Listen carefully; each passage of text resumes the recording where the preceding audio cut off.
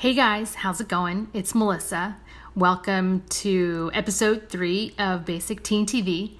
So in this episode, Victoria and I will be talking about episodes 6, 7, and 8 of season 1 of none other than Dawson's Creek. But I kind of wanted to give a little show note before we get into the episode.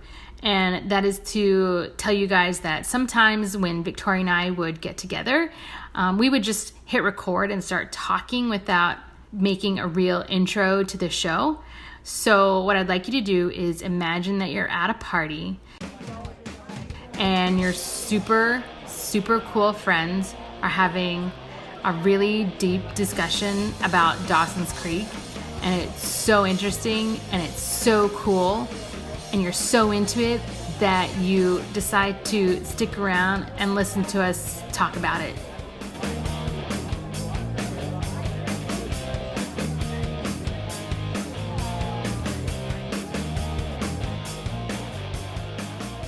We have here episode 6 titled Baby. They only use one word titles for this show, for each episodes, I think. Episode 7 was called Detention, which was the Breakfast Club ripoff episode. They called it out. And then they called it out. Yes, I know. They called it out. They acknowledged. I forgot that they called it out, so it made it less rip-offy. It was. Right. It was. Then it stops being a rip-off and starts being an homage. There you go. Yes, that's a good word, homage. And then episode 8, Boyfriend, when Jen's New York City boyfriend comes into town to try and steal her away back to her bad girl ways of New York City. So I tried to, like what you did, just kind of take notes of things that popped out at me, although some of it is still pretty recappy. But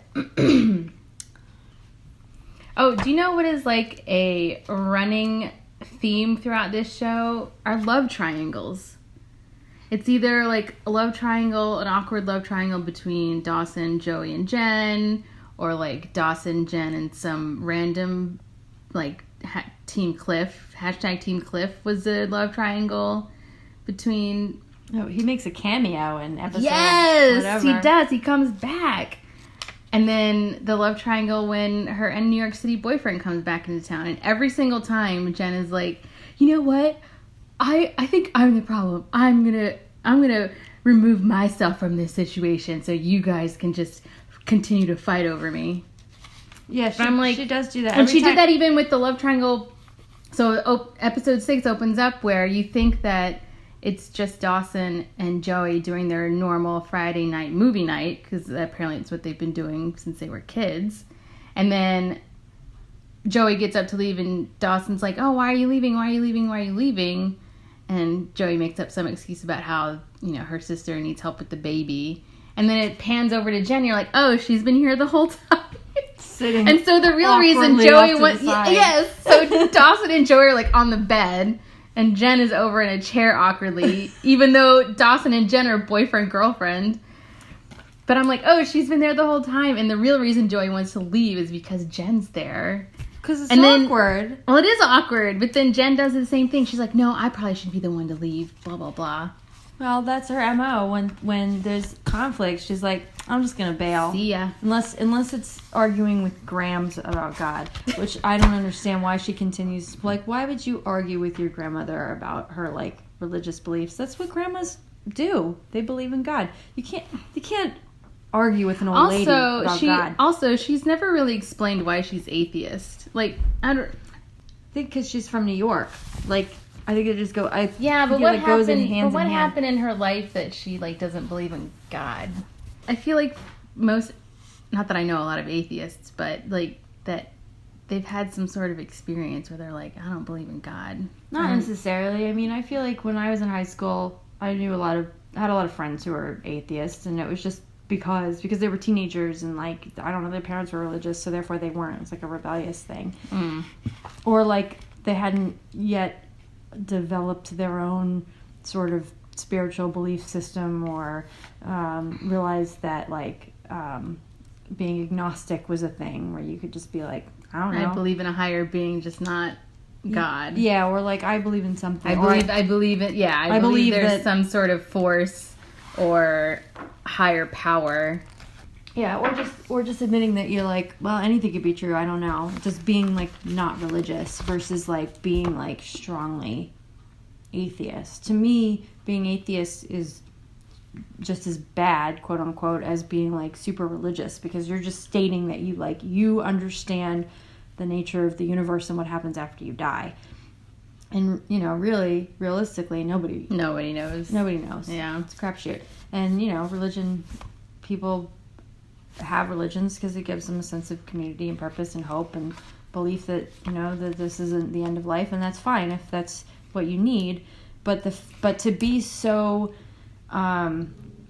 rigid about it, and like I feel like that's Jen is just so rigid about it with Grams, and like just like let it go, like yeah, right, Grams left a Bible in your even your in that scene when she's like doing her homework, like what like I didn't understand.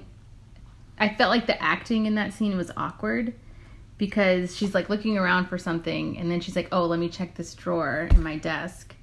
I don't know. It felt her timing was off.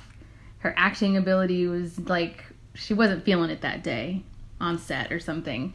It just felt very awkward to me. I mean, so kind of interesting that we're talking about religion and atheism and all this stuff because episode 6, which is titled Baby, kind of has everything to do with, or a lot to do with Grams and Jen's relationship, because this is the episode where Joey's sister, Bessie, has her baby. Mm-hmm. And she has to have an emergency delivery labor in Dawson's house. And it just so happens Grams is a nurse, the closest human who can provide medical assistance. Yeah, because for some reason, even if you live in Cape whatever in the 1990s, ambulance service is like... Yeah, they don't look... Like, based on the lead-in scenes where they're showing the town, I'm like, it looks like a pretty hustling, bustling town that would have a hospital... A doctor. An ambulance, a fire station, something. Yeah, it's surprising because they were like, there's no, like, your whole town, there's not a single doctor. There's no pediatrician. Like, when you get sick, you have to, like, take the train to the next town to just go to the doctor. It doesn't make sense. There wasn't anybody that they could call other than, like, an elderly lady that used to be a nurse. Whom they hate. Yeah. This kind of, like, I put a note here, a tale of two houses collide. And then, because then at the, like, close to the end of the episode, when Grams starts saying the Lord's Prayer to, like, get this baby out. Do you remember that? Like, yeah, just like Bessie's like, I can't push anymore. And Bessie's like, or Grams starts saying the Lord's Prayer. And then Jen chimes in with it. I was like, that's weird.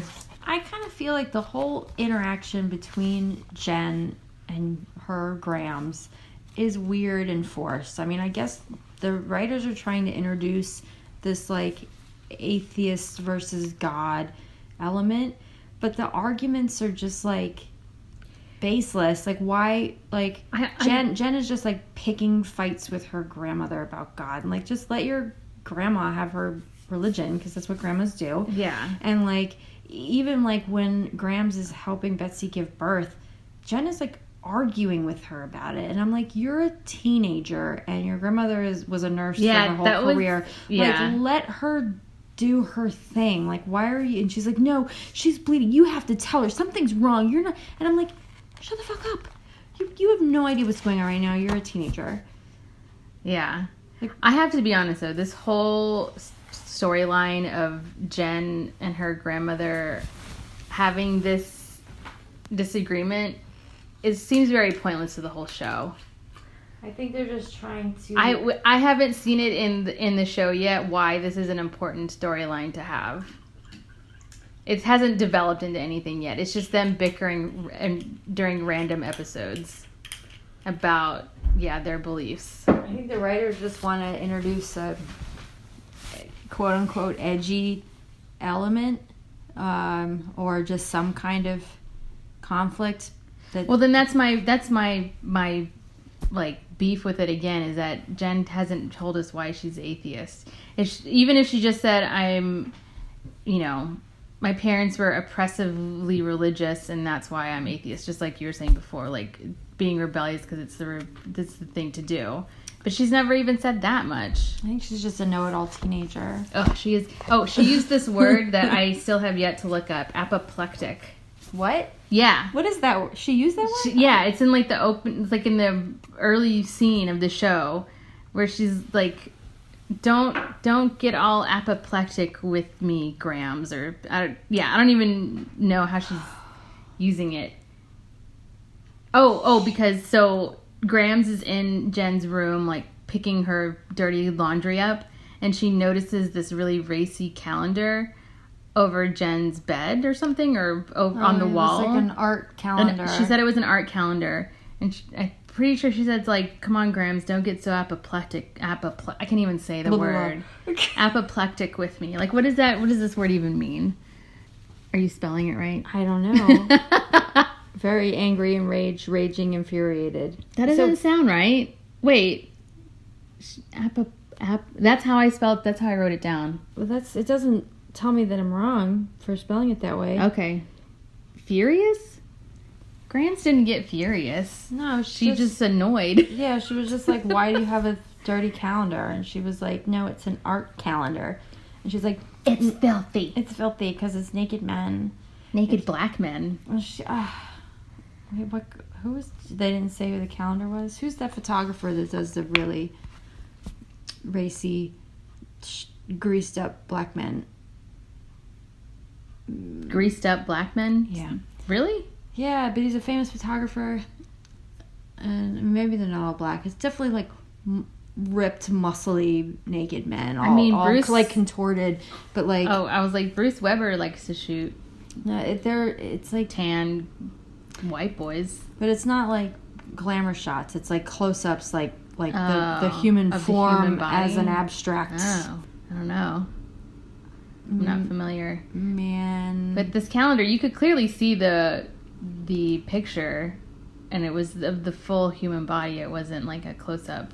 Their arguments irritate me, and Jen is like tries to be calm and collected and logical about it, which is, I mean, to her credit, she's not being like a brat, but it also feels like really passive aggressive and just like let Grams be. Like, it makes me want to root for Grams, and I know we're not supposed to root for Grams, but I'm like, just let her, like... I still do have those feelings of, like, why is Grams taking any taking it on as her responsibility to be a religious figure in her life? Like, Jen was, like, just dumped on her doorstep, basically. Like, if I were Grams, I'd just be like, as long as I feed you, clothe you, and make sure you get to school, like, I don't give a shit. Well, I think Grams feels like whatever happened to Jen in New York was like a negative influence on her, and if she can like push God on her, that, you know, it'll turn her around and keep her on the straight and narrow for the rest of her life.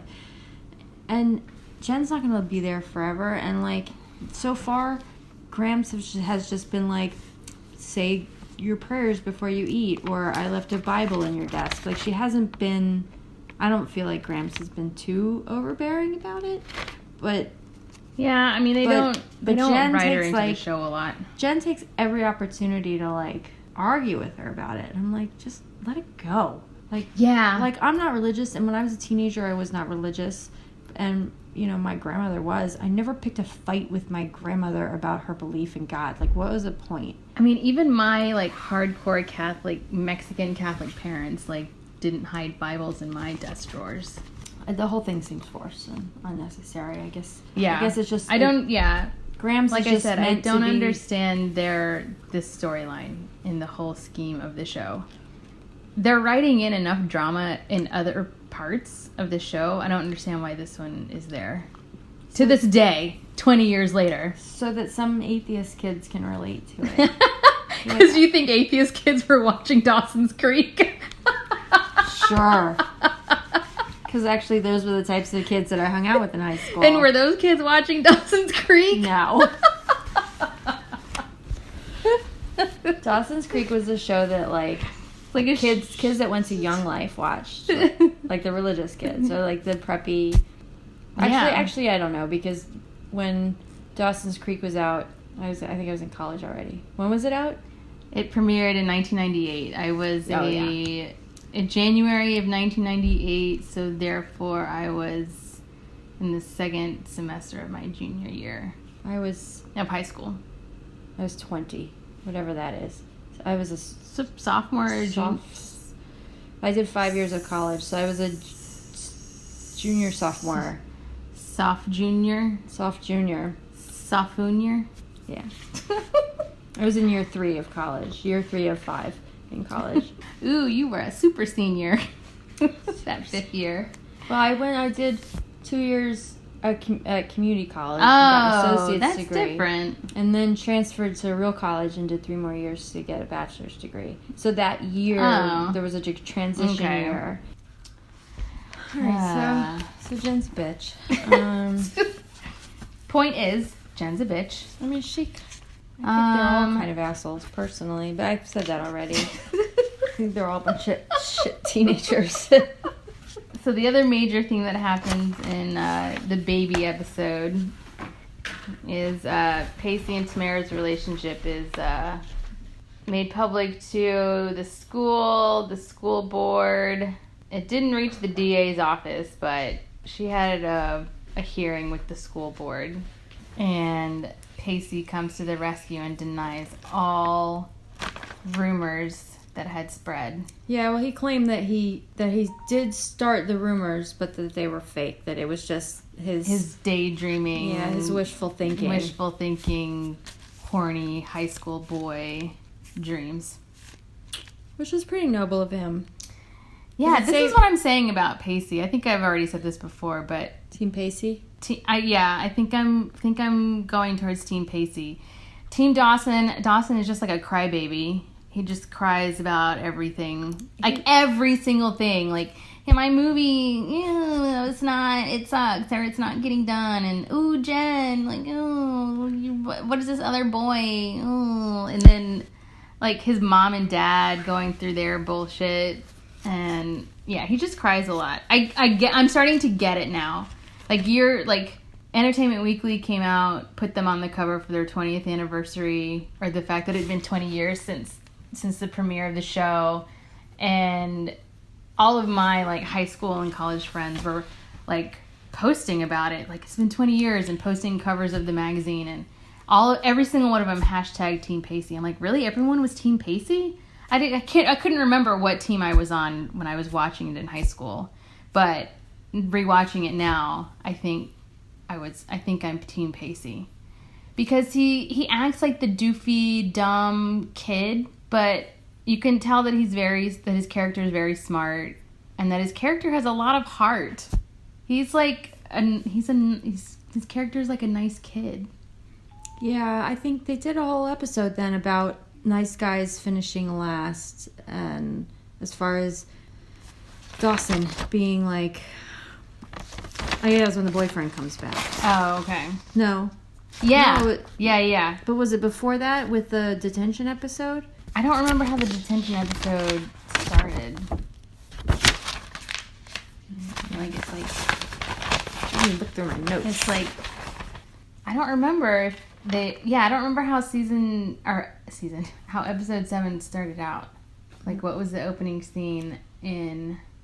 Oh, so it was episode 7, because Joey explains to Dawson what women are attracted to in men, and Dawson believes wholeheartedly, because Dawson's an idiot, that women are only attracted to like romance, and that the more like romantic a man is, the more attracted a woman will be. And Joey's like, no, we really like, big muscles, or like, I forget exactly how she phrases it.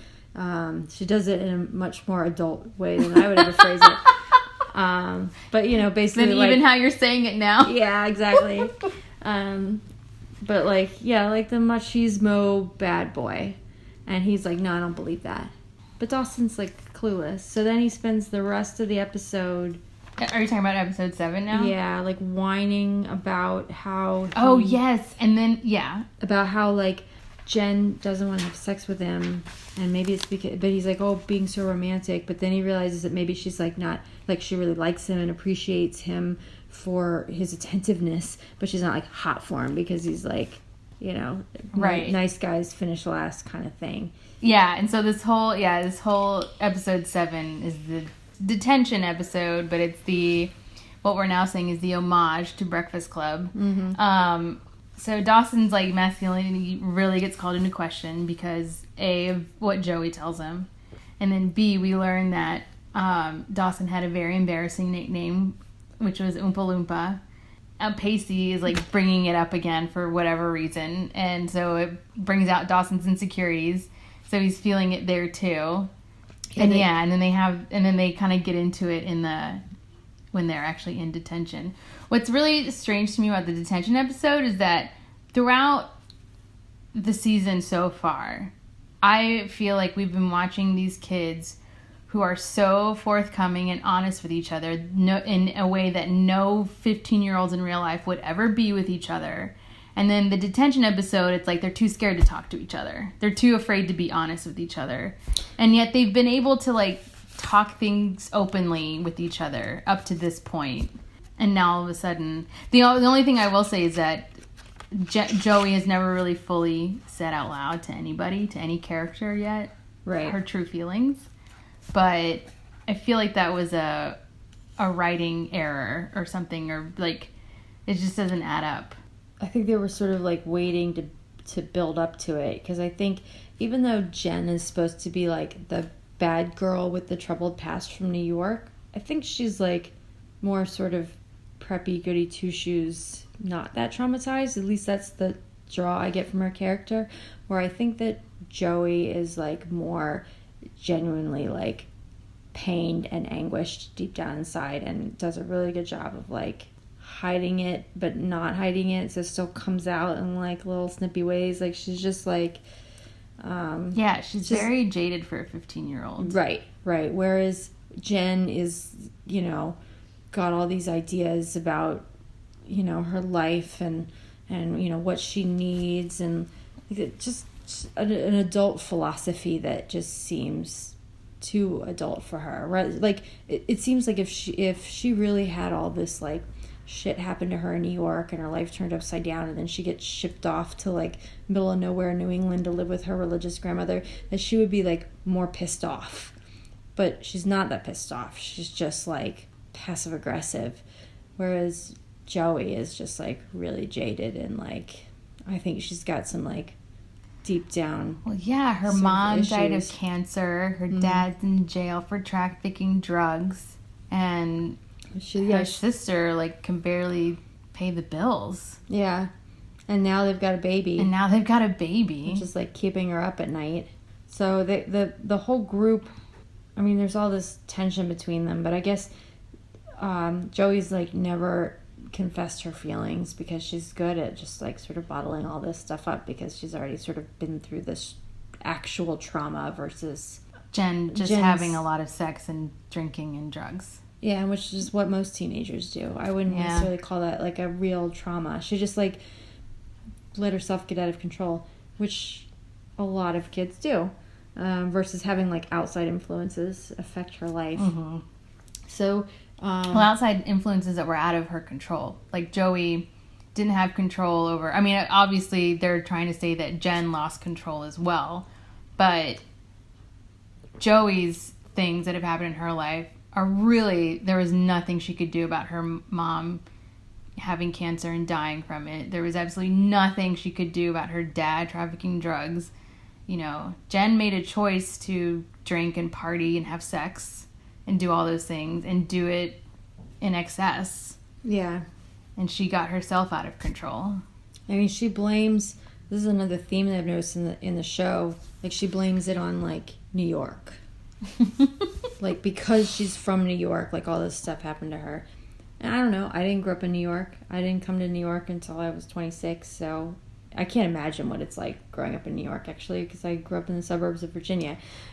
It's kind of funny. But most of the kids that I know, who I've known in my life, who were born and raised in Manhattan, are like kind of square.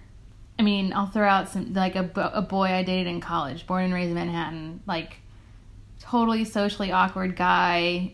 He was terrible to have conversations with. like really extremely shy. And yeah. And then the other kid I met, a lot more outgoing, but like a straight kid, like also went to Syracuse with me. We didn't know each other. He was a few years younger than me, but like good, smart kid, and is like completely successful now. And then Jamil from our old job, born and raised on the Lower East Side. Like, he seems to be doing... Yeah, he seems like a normal person. Normal person. Yeah, I think, I think it was... I think that's also the, like, romantic side. Like, even though it's... Right. No, like a... It's like a romanticized version of New York City. New York, especially in the 90s. Yeah. Like, oh, it's just like this crazy place. And it's still, like Times Square is still dirty, a little bit dirty and grimy and strip clubby. So when they get into detention, so they all do something. They all act out in a way. So Jen gets into some philosophical discussion with one of her teachers about euthanasia. And she says the word bitch.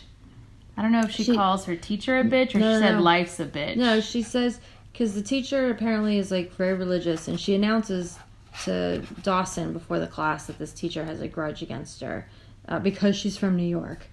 And she says that, you know, if someone's in pain and suffering and ill and they're going to die, that it should be okay if a doctor helps them die with dignity if it's only a matter of time and if they're suffering. And the teacher gets all bent out of shape and is like, no, like life is a gift from God and you should never waste it. You should just like... God is the one that decides when it's time. Right. And she's like, well, that's not true because if you're suffering, then life's a bitch. Yeah. And then he says, wait, I wrote it down. He's like, this is not Times Square. Does he say that for real? Yes. See? I wanted to throw up. I was like, have you been to Times Square? There's an M&M store. And like a Disney Hello store. Kitty. There's an Applebee's. A McDonald's. Come on. It was Madame Trousseau. Yeah, the wax museum. The wax museum is there. It's ridiculous what he says and his whole attitude, and I'm like, right. So she says the word bitch, which is what that word alone is what gets her sent to detention. Joey kicks a football player in the balls. He deserved it. He deserved it. He was basically like sexually assaulting her. Yeah, he was being a dick. Yeah, like throwing sexual like innuendos at her, and yeah, he totally deserved it.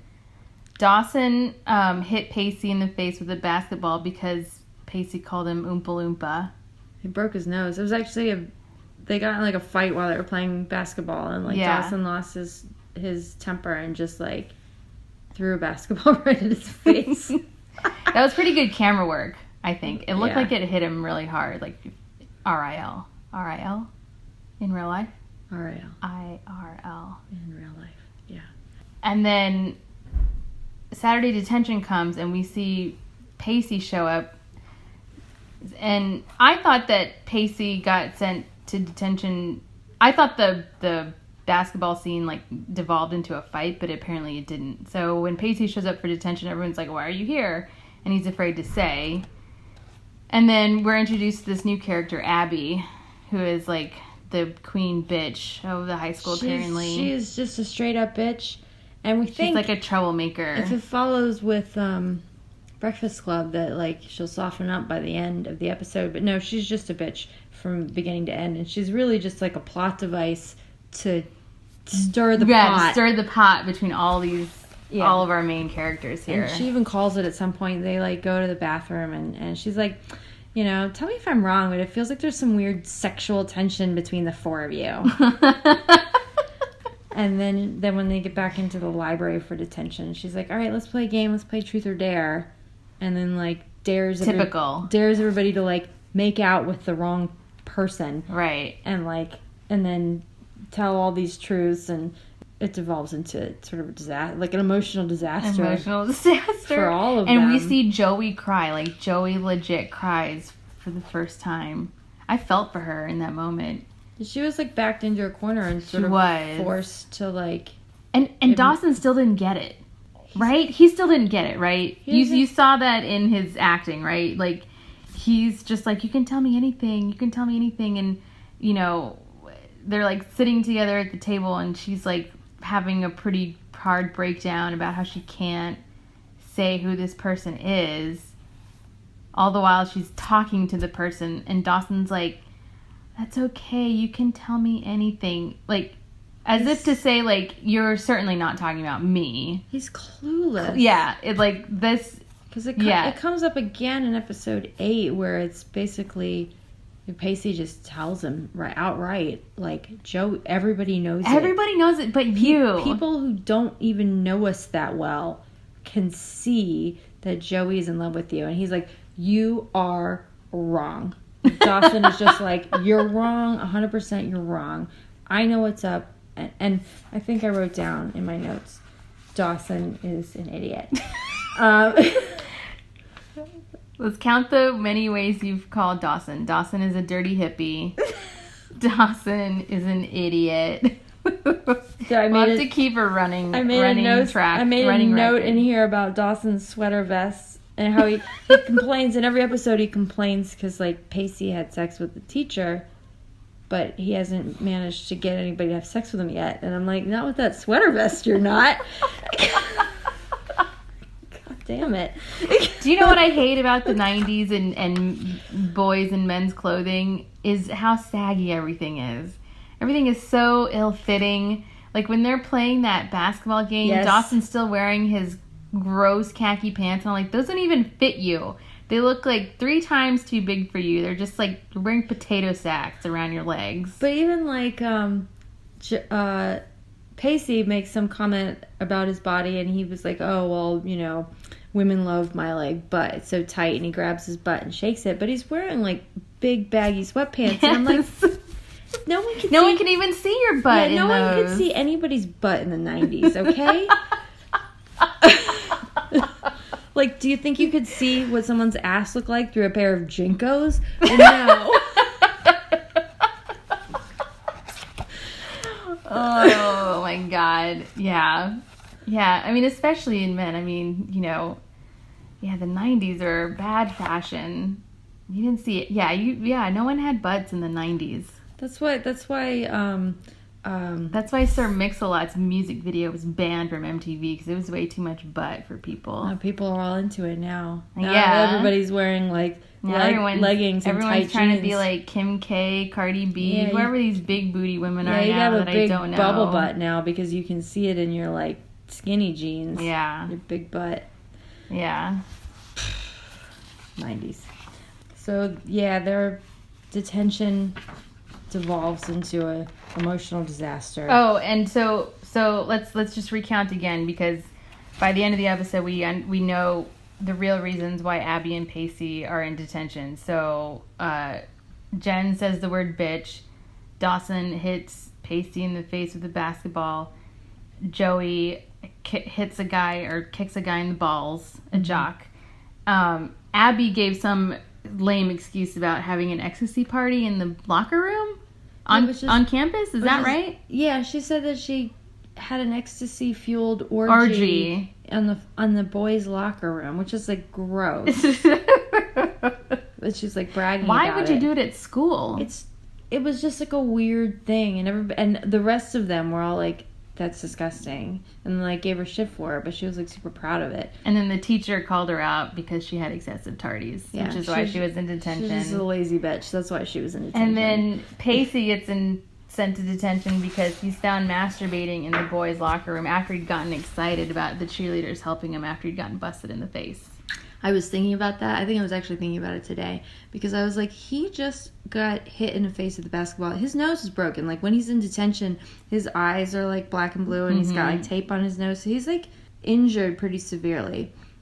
And then because cheerleaders are, like, doting over him, he gets a hard-on and has to jerk off. Are you thinking about the logistics of this? Exactly. But then I also remember that he's a teenager. So, like, if it was a grown man, it probably wouldn't get an erection because he'd be in too much pain. He'd be in too much pain, yeah, right, exactly. But a teenager just right through the pain. Cheerleader catches you on the arm, man. You got a fucking boner. I never thought about that either. Like, I mean, they still got me. The writer still got me fooled. Even 20 years later, like, yeah, he would be in too much pain to get a boner. But oh yeah, I was like, was it an omission from the writers, or is it just teenage boys can just get excited about anything, even though their face is bloodied and their nose is broken. I mean, yeah, I would have to side with omission on the writer's part, because they were like, these teenage kids who are watching our show are not going to make the connection. And even I, a 37-year-old woman, still didn't make the connection. That he'd be in too much pain to have an erection. I thought about it for a solid 15 minutes today. Oh, wow. You thought about Pacey's boner? Maybe it wasn't that long. I mean, it was like 30 seconds. But still, I was like, wait a minute.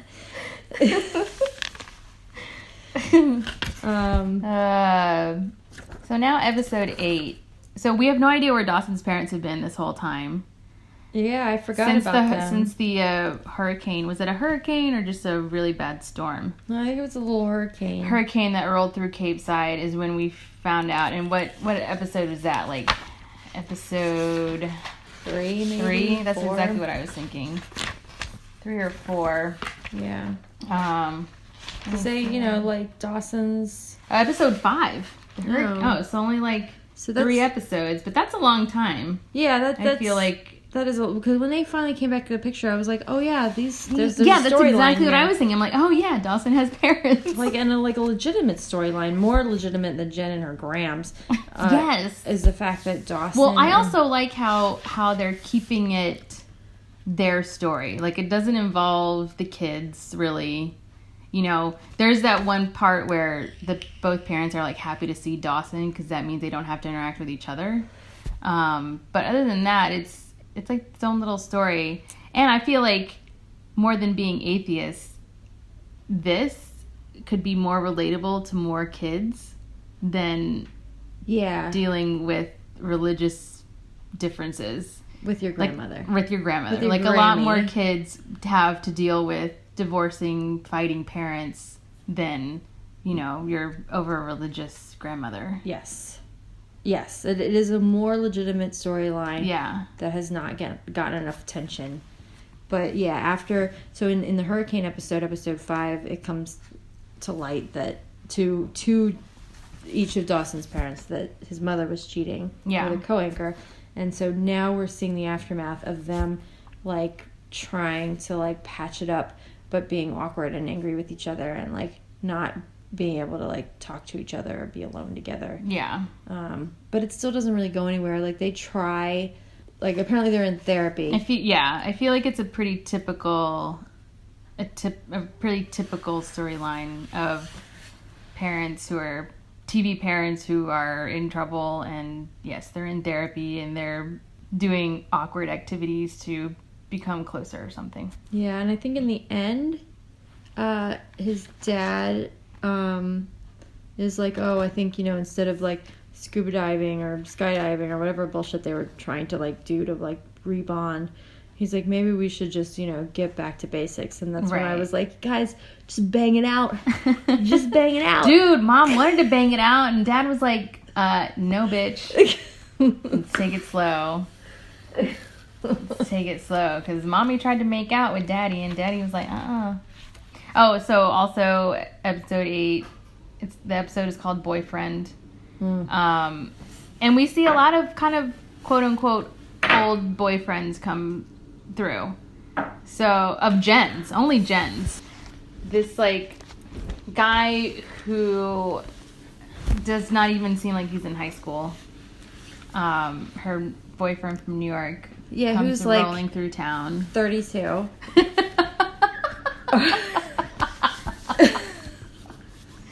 I mean, then hashtag Team Cliff. I wrote Team Mitch accidentally.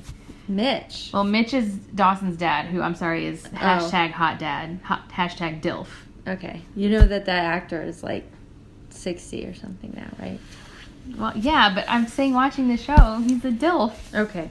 Yeah, so Jen's New York City boyfriend comes back into town. I think he was like an Abby. He yeah. In the end, it seemed like he wasn't really in town to get Jen back. The writers just wrote him in to stir the pot. To write an episode. Yeah, basically. He was a plot device. Yeah. So, yeah, the boyfriend rolls back into town and then the same thing with Team Cliff. Yeah, so that was weird. That was weird too, because there was a conflict. There was sort of a it was at the dance. Yeah, right? Competition between Dawson and Cliff over Jen at the dance. A few episodes ago, and it went through because Cliff was doing the movie and Dawson was auditing the film class, so there was like some competition there, and then we don't see Cliff anymore. Yeah, Cliff just disappears. And then all of a sudden Cliff rolls in, corners Dawson in the hallway, and is like, "Oh, do you know where Jen is this period?" And Dawson's like, "I don't know." And he's like, "Well, if you see her, invite her to my like beach barbecue that I'm having. Oh, you can come too." Dawson's like, "All right." And then he's like, "Oh, by the way, do you know if Jen is seeing anybody?" And he's like, "Yeah, me, asshole." Well, and also, it's high school. Everyone knows who's dating everyone. Yeah, and I'm like... Even if you don't pay attention to that person. Come on, Team Cliff. You should know this. You lost some points, Team Cliff.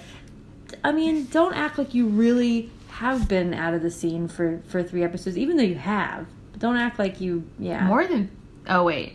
It was... however many... He's been out for a while. He's been out longer than the parents. Yeah, I thought he was just like wasn't coming around anymore. All of a sudden he shows up to like act like a ignorant idiot. Just another plot device too. Like he has a one-liner that kind of stings Dawson, but then they use him and his house as the party scene.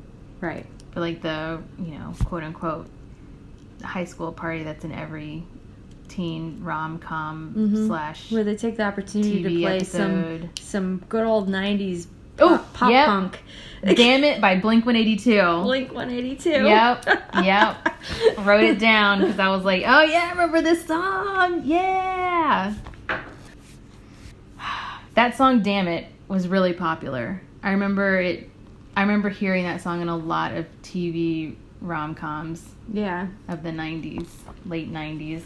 And they play like a good port. They don't just play like a little snippet of it. They play like nearly the whole song. Right. Yeah. Oh, another typical thing that happens in this episode is one of the characters uncharacteristically gets drunk. That person being Joey. I'm telling you, Joey is the real tortured soul of this show. It's maybe meant to be Jen, but I feel like Jen is just like a spoiled bitch. She's just like a rich bitch gone bad, quote unquote, even though she wears her like little 90s prairie dresses. She dresses like Elaine from Seinfeld. She does. At least... well, it's the 90s. That's what everyone was wearing. No, because Joey dresses like a pre-raver. She's got her baggy pants and her stripes. And Jen is just wearing like pink sweaters and like flowery dresses. Like she's like a girly girl, like a preppy girly girl who's like, I did a lot of drugs and banged a lot of dudes when I was in New York. And I'm like, I did it all in these prairie dresses. I also dated this 32-year-old man that's like rolled through town and will fuck off. So you know how I've described these characters as walking J. Crew catalogs, right? Mm-hmm. You remember me saying that? Mm-hmm. Let me show you this, because I took a screen grab of it because I couldn't help it. This is at the end of the credits. Wardrobe provided by J. Crew. It's true! They were a walking J. Crew catalog! So, but it only lists J. Crew, nothing else. Nothing else! 100% head to toe, every character is wearing J. Crew. I mean, that explains it. It really does. When I saw that, I was like, holy shit, I was right! Walking J. Crew catalogs. Jesus Christ. Good job, J. Crew. Good job. Product placement. Subtle. Probably like made the whole brand. J. Crew still exists because of Dawson's Creek. Because of Dawson's Creek. Yeah. So they go to this party, this beach party, and Joey gets drunk. Gets smashed. So Joey is struggling with her feelings right now because she sort of admitted, while they were in detention, she sort of admitted to everyone, really, except for Dawson, because Dawson was, I don't know where he was. She said it right to his face and he didn't get it. Yeah. Jen is acutely aware now that Joey has feelings for Dawson. Yeah, everybody knows it. Dawson shows up to the party and, like, finds Joey and is, like, whining because, like, Jen is off with her ex. Oh, right. And, like, I'm here. I guess I'm here alone. He's got his stupid fucking sweater vest on. And, does he really wear that many sweater vests? They even make a point of it. In the beginning of episode 8, Joey sees Dawson, like, at his house, and she's like, nice vest. And I was like... Notes. Making notes. Wow, I haven't noticed. And I was like, Dawson's sweater vest, question mark. He wonders why he can't get laid. That's what I wrote down. Should we keep a count of sweater vests, the number of times he wears the sweater vest? I mean, when he goes to, when him and Joey go to the dance as friends. Yes. He doesn't wear a sweater vest. He wears an actual vest. It's bad. Stop wearing vests. Like, even as a teenager, I know it was the 90s, and I remember, like, the vests were, like, a thing for a minute when I was in junior high school. So this was 1990. So almost 10 years later. Right. Kids are still wearing vests. No kids that I knew. These kids were. Dawson was. So that's my point. Yeah. Like, he was wearing, like, pleated front khakis and sweater. He was dressing like an old man, even though he was supposed to be 15 or 16. Yeah, he's dressing like a grandpa. And he wonders why he can't get laid. J. Crew. I'm sorry, not on top of it. The 90s were horrible for everybody in fashion. So many baggy clothes. Yeah. So many baggy pants. You really can't see anybody's butt. It's a shame. Even on Joey. Even her jeans are, like, not the best fitting. Oh, no. Her outfits are horrible. Her jeans are really bad. Yeah. Because they're like, stonewashed, like, like... But they're baggy, but not, like, baggy. Like, I feel like in the 90s, like, if you're going to go baggy, you have to wear, like, Jinkos. Like, you have to go full on. Yeah. And hers were just, like she was just wearing, like, her dad's jeans. So Jen gets drunk at this party, and, like, Joey gets drunk. Joey gets drunk at this party, and some long-haired hippie dude tries to make out with her. Another long-haired hippie dude.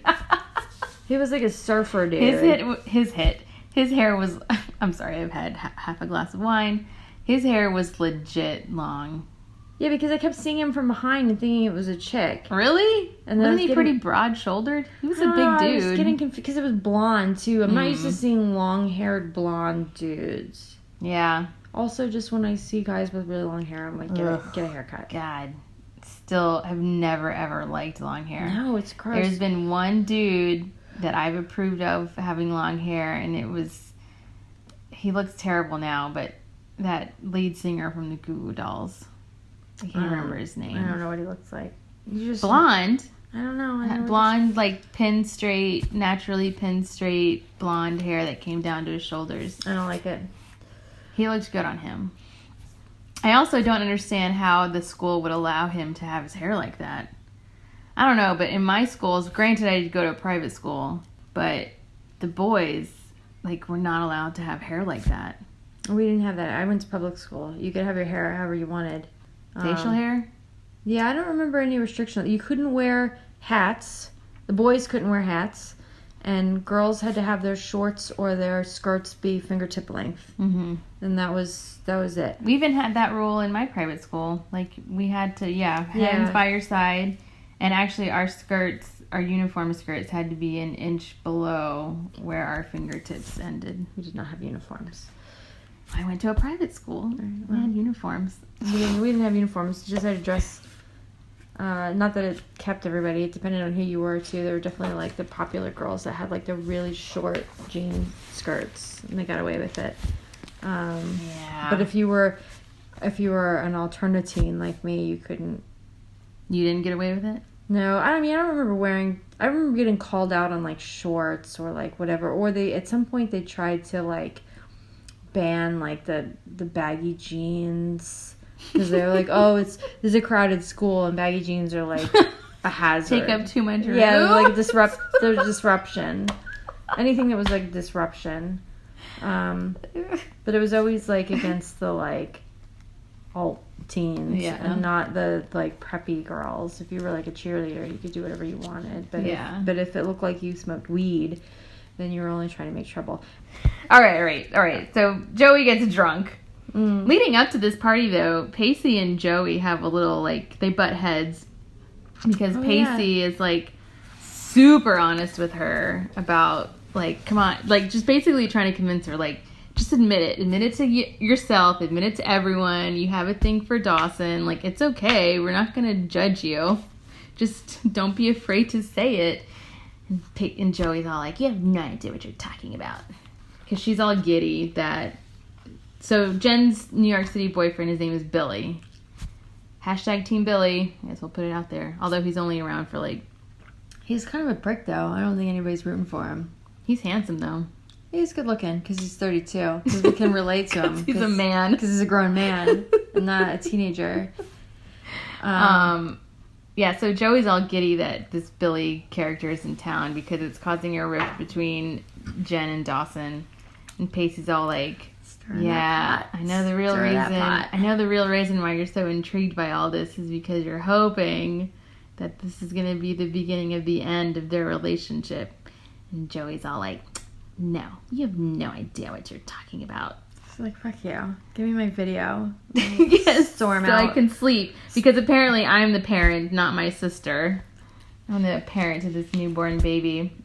And so then at the party, Joey gets drunk because Jen shows up, right? And so she think that she's there with Dawson?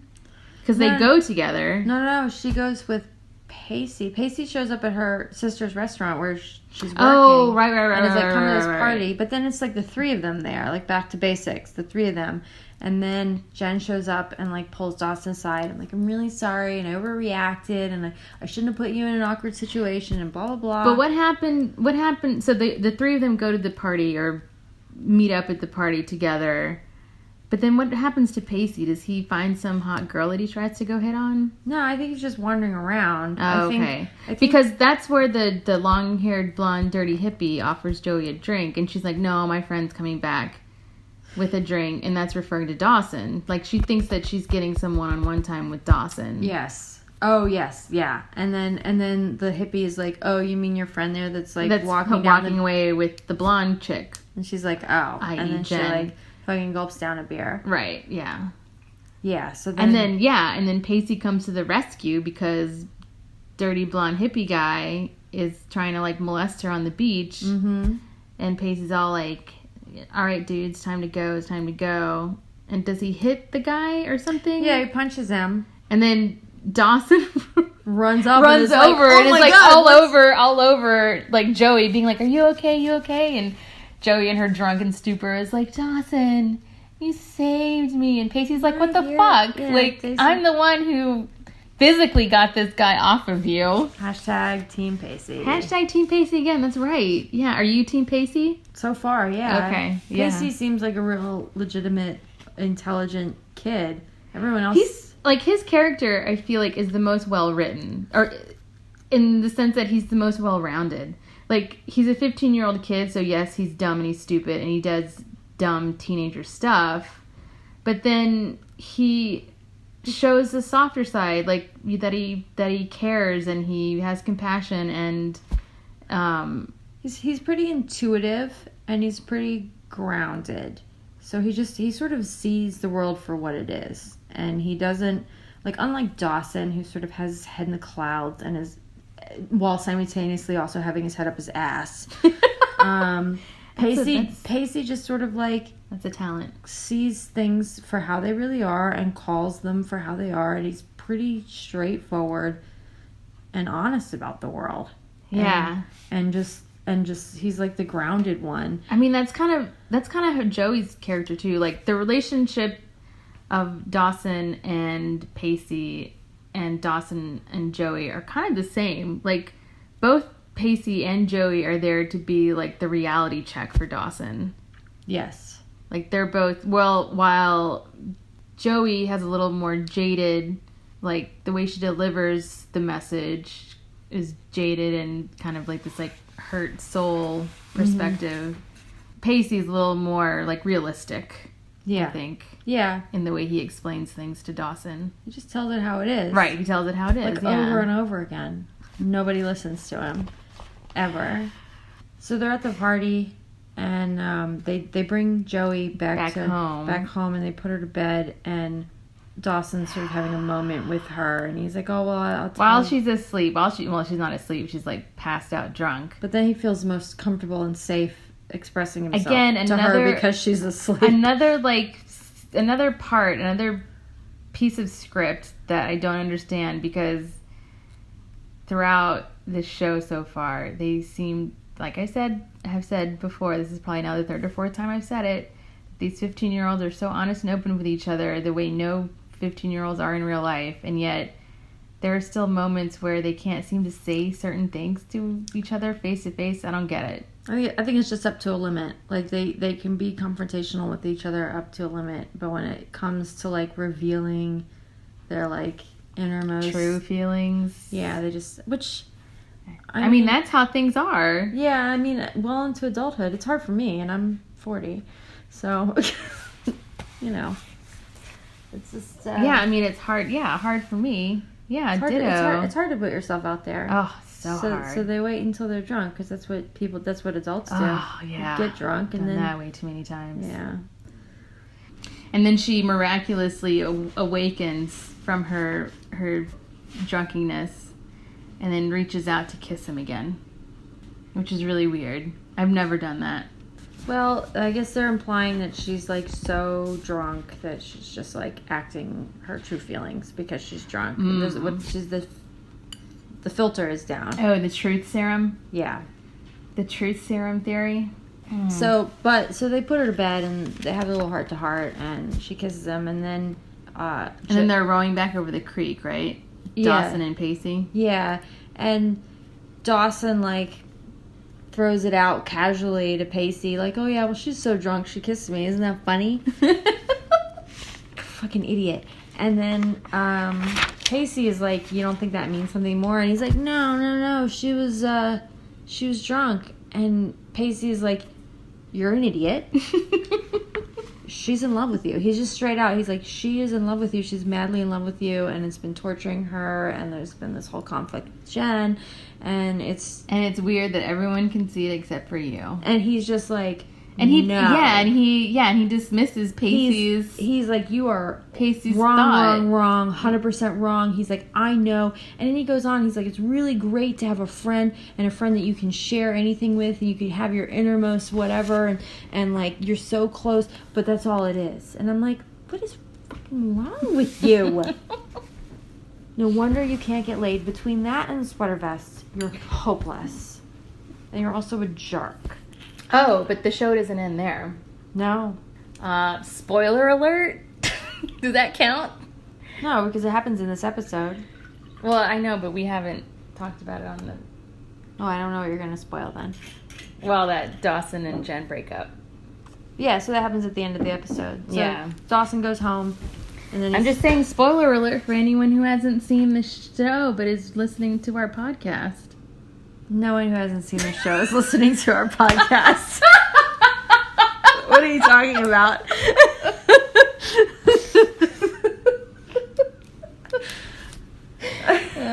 All right. Spoiler alerts don't exist here. By the way, it's Friday night while we're recording this, and we've both had very long weeks, and we're pounding a bottle of wine right now. Yep, some New Zealand Sauv Blanc, as the gays call it. So there's actually a couple breakups, because we failed to mention earlier one, but I want to talk about Jen and Dawson first. Okay. Which I kind of saw coming, because Dawson's a pussy and Jen's a spoiled brat. So yeah, after they get home from the party, Dawson looks out his window and he sees that Jen's out on the dock, and he goes out to be like, "Hey," and she's like, "You know what? I sent Billy packing, and I'm really sorry about that whole mess." Oh, sorry. I'm sorry. One real quick thing.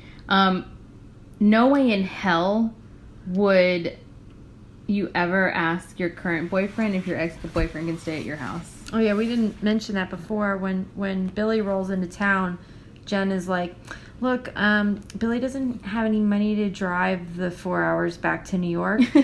And in his convertible Mustang, right? In his car and it's also like, I don't know, 5:30 in the afternoon. Like, hit the road. You can definitely make it back to the city by 9:30. Yeah. I don't understand why you need to spend the night, but he needs to spend the night. And he's like, I don't have any money for a hotel. So Jen is like, straight out of the gate, cool, you can stay with Dawson. You can stay with Dawson. And Dawson's like, well, and she's like, all right, and walks away. Okay, first of all, they're teenagers. And so then Billy just posts up in Dawson's room and never asked his parents. Like, I wasn't allowed to just like have my friends. It was mentioned at the beginning of that particular episode that his parents were out of town or were away. But then either for back. that night or over the weekend or something. And then the parents even mentioned, he's like, oh, is Billy the ex still around or something? Like his dad. The parents mention it? Yeah, his dad says something about it. Like, oh, Billy's like, his dad is aware of the dynamic. And it's just like, whatever. Like, oh, my son's girlfriend's ex-boyfriend is staying in his room with him. I feel like they can probably trust Dawson because Dawson has verbalized it to his parents about how he hates that they, as married adult people, are too obsessed with sex. So I'm sure they're pretty confident that their son is not having sex or doing anything wild and crazy in the house while they're gone. Well, no, not with his girlfriend's ex. It's just. Well, I guess that's what I'm saying. Is like that's why they didn't really question or were surprised or against Like having some rando dude staying in their house or something. I don't know. My parents would not. I mean, I guess they were protective of their home, but I wasn't allowed to have like randos spend the night. Like, oh, this is a friend of a friend that just rolled in from out of town. Can they just like sleep in the house? They'd be like, no, they're gonna rob us. No. All right, so I just had to point that out real quick, that Jen had the nerve to not really ask Dawson, just tell him. Just demand. That was weird. Yeah, I didn't like that. So back to the breakup. So yeah, so she apologizes and she's like, oh, I had to sort of break it off with him all over again, and now I have to do it with you.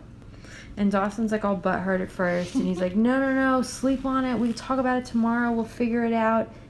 And she's like, and this really fucking bugged me. She's like, all of my, teenagehood, all of my life, I've always had like, I've never been to a dance stag, or I've never like had a Friday night without a date, or like, and she's like, I really just think I need to go in alone. I'm like, who the fuck do you think you are, bitch? What are you talking about? First of all, you're 16, and first of all, going in, I'm all for if you've had nothing but a string of boyfriends, that you should really try to like be your own person. But that's for someone who's like 25 plus. Yeah. Like when you're 16, it doesn't make any sense. You're not even in a real relationship. At 16, yeah. you just have like get guys that you're hanging out with. You're not having an adult relationship. So abandoning your non-adult relationships to be alone seems weird. And that's fine if you don't want to see Dawson anymore, then don't see Dawson anymore. But your reasoning is far too adult. I don't think I ever thought about things in those terms when I was 16. Also, my relationships lasted like 3 weeks. So it was like, you just didn't have time to even think about things like that. Yeah. Like, it's just the perspective was annoying. And also, when I was 16, yes, I had boyfriends in junior high and high school. And yeah, some of them lasted for weeks, but some of them lasted for a little while. But I still, up to the age of 16, hadn't racked up that many relationships or ex-boyfriends to, like, that's just not enough time for you to have that many boyfriends to where you have to tell yourself you need to go at it alone for a little while. Exactly. Like, despite the fact that you've never experienced a real adult relationship, just like have you been dating since you were 12? Like, what, Exactly. Exactly. Like, yeah, you've spent the last 18 months going from relationship to relationship, and that's warranting you to be like, I just need some alone time right now, Dawson. Oh, God, it's so annoying. So, and then what's the other breakup? The one act of respect that I have for Dawson is in this moment where he is basically, and very eloquently, is like, you know what, fuck you. Because she's like, well, I'm going to break up with you because I need my own time, but in a few months I'm going to regret it, and then I'm going to come begging for you to take me back, and you have every right to tell me to buzz off because you're seeing someone else. And he's like, you're right, I will be seeing somebody else. Somebody who's, like, worthy of my love and my attention and respects, you know, the attention that I have to give, and, like, whatever he says. He's like, and that's not you. Someone who's adult enough to, like, stand by me. I wrote it down. Somebody, quote unquote, nothing like you is what he says. Right. And he walks away. He looks back for a second, and then he walks away. And that was the first time I've ever seen Dawson grow a pair. This whole series, granted we're only 8 episodes in, but he grows a pair and he stands up to that bitch. And he called her out because he's like, you can't just make me fall for you and then cast me away. And that's exactly what she did. Yeah. She lures him in, and then she's like, no, I really I need some alone time. You're a bitch. She's a cock tease. Yeah, exactly. And she won't sleep with him. Yeah, she's not really physically attracted to him. No, she's not. She fucks with him. She fucks with his head for however long they see each other. From what I can tell, it's 3 weeks. And and then, like, drops him like a hot potato, and he's like, and he sees it for the first time ever. He sees with perfect clarity what is happening, and he calls her out on it, and he walks away. Yeah, I don't know what's gonna happen in the next episode. I can't remember what happens in episode 9. I imagine he's gonna fucking swallow his testicles and take her back, but we'll see. We'll see. We'll see. Yeah, I can't even remember. So good on him for that. The other breakup that we didn't mention yet was at the end of episode 6, which was Pacey and Tamara. Well, yeah, I touched on it earlier, just about how their relationship broke and was now made aware to everyone. Right. So I mean, he lies for her. Oh, right. He shows up at her house afterwards, and and he was like, all right, everything's cool. I won't say anything ever again. And she's like, yeah, you won't, because we're done and I'm leaving town. Like, presumably we never see her character again. That's what I'm assuming. Yeah, presumably. But they they have, like, a genuine, like, hug it out, like, I'm gonna miss you. I'm sorry this couldn't have been different, even though it's still creepy, because only at that point she admits that she is 36. Even though the actress at the time of filming was like 42. You looked it up? Yeah, I looked it up. But she admits for the first time that she's 36, so he's 15. And I think it's genuine or sweet, the like goodbye that they have, and I feel more for them as a real couple than I do for Pacey or for Dawson and Jen. I've had too much wine. Well, maybe that's because Pacey's character was in a quote-unquote relationship with an actual adult. Right. Even though I can't really believe their relationship, because I still can't believe that her as a grown 36-year-old would be attracted to Pacey, because Pacey looks like a boy. Yeah. He's not... There's these cases where you see these 15-year-old, 16-year-old boys and they look like grown men, and you're like, I get it. It's not right, but I get it. But not with Pacey. Pacey looks like a boy. I think we've talked about this before, like off microphone. I saw this on Instagram, and the quote goes something like, I'm at that age where I find 22-year-old guys attractive, but I also find that 22-year-old's dad attractive as well. Yeah. And that's absolutely true. Although, because I have found myself attracted to a 20... How old is he now? Oh, he's 22. Like, legitimately physically attracted. But that's a grown man. I mean... And some physically, maybe, but... Some 15-year-olds, 16-year-olds look like post-pubescent. Pacey looks like he is going through puberty, even though I think the actor is like 20. Right. But he's got like a boyish, baby face, like baby fat. He's still face, got that baby fat on his face, skinny body. I mean, that's why he was cast as a 15-year-old. Yeah, he looks like a boy. He looks like he doesn't. Even in that basketball scene where he's not wearing a shirt, I'm like, ew, put your shirt back on because you're too skinny. I and thought like the same thing, like fat faced, skinny body, yes. child, yes. So, and then I thought about it, and that seemed like him and Tamara like getting it on, and I was like, what does she see in having sex with a little boy? Because he looks so, like barely finished with puberty. Right. So I am currently the same age as Tamara's character. I'm 37, and I don't run into 16-year-olds on a regular basis. Like, there's nowhere in my life where I'm running into 16-year-olds all the time or interacting with them at all. The subway. So, yeah. Oh, so you know that one time when we went to Coney Island with Murphy? And I told you that story on the way back about those kids who were complete assholes to me. Who, bullied you? Who bullied me, basically. Yeah. They called my dog, they said my dog had rabies. They're like, ew, I bet your dog has rabies. It was a boy who said that. Probably a 16, 17-year-old boy, skinny kid, blonde punk. And I'm like, I'm certainly not physically attracted to that kid, nor to any of the other teenagers that were in that crew that were kind of being normal kids. I didn't really look at them because I'm like, these are kids. Like, I just don't even look at them. No, there's just like, there's no reason for me to scan the crowd for teenagers, and to legitimately evaluate them as anything more than dumb kids. So that storyline, like, are you glad it's over? A little bit. So like, I find it more endearing, I guess, than Dawson and Jen's relationship. I find it endearing, but I also find it hard to believe.